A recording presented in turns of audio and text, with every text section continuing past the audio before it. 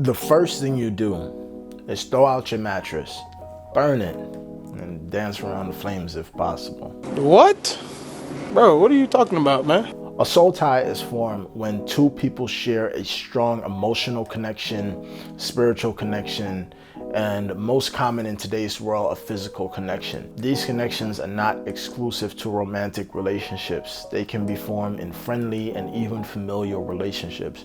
But for today's video, we're going to focus the discussion on how to break romantic soul ties. The initial step is always acknowledging that you have a situation that you need to get out of. But if you're still watching this video, I'm going to assume you're past that point. I'm also going to assume that you found Jesus. You're now trying to live your best righteous life. And if that's not the case, he's patient. Family meeting end.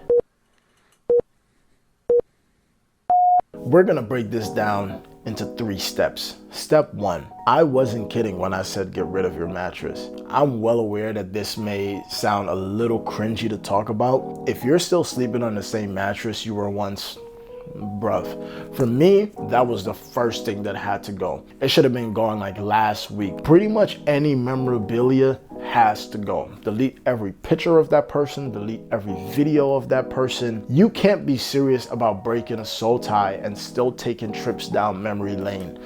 That's just not how that works. Just get them out of your phone, get them out of your life, and move on. Who hurt you? Honestly, I did. Step number 2, fasting and prayer.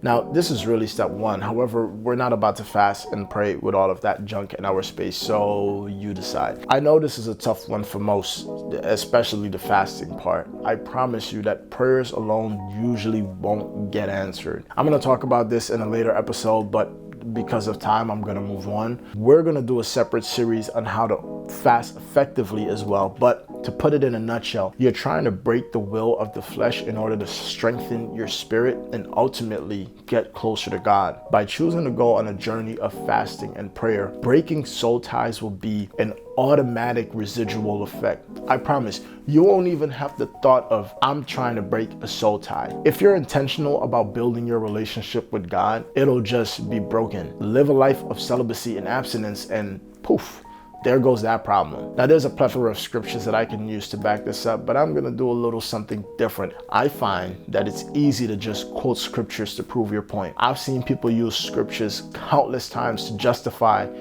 well, just about anything. I am going to rely on my personal reading and interpretation of the Bible, my relationship with God, my personal relationship with God, and the common sense provided to me by way of the Holy Spirit to explain what is in my heart. And my hope is that that will be enough to connect with you. I'm not here to try to convince you of anything or to save you. That's God's job, and I'm merely his vessel. Now, if you want to know God for yourself, I encourage you to seek the Father for yourself. And you can only do so by building your relationship with Jesus. I'll dive deeper into this as well in a future video. For now, once again, I trust you to read the Bible for yourself, and please call out anything that I say that isn't biblical. I will also cite where I'm getting all the scriptures down below so you can at least have a head start. But I digress. Time for the 3rd and final step. We need to deal with any feelings of bitterness, hatred, or resentment we may feel towards that person. First, remember that that person is motivated by the desires of the flesh, the same way we once were. We need to especially remember this if the person we were dealing with had a toxic nature.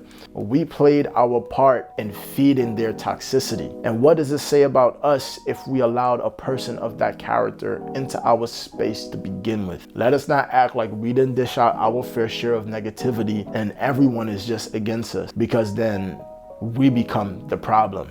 And no matter where we go, there we are.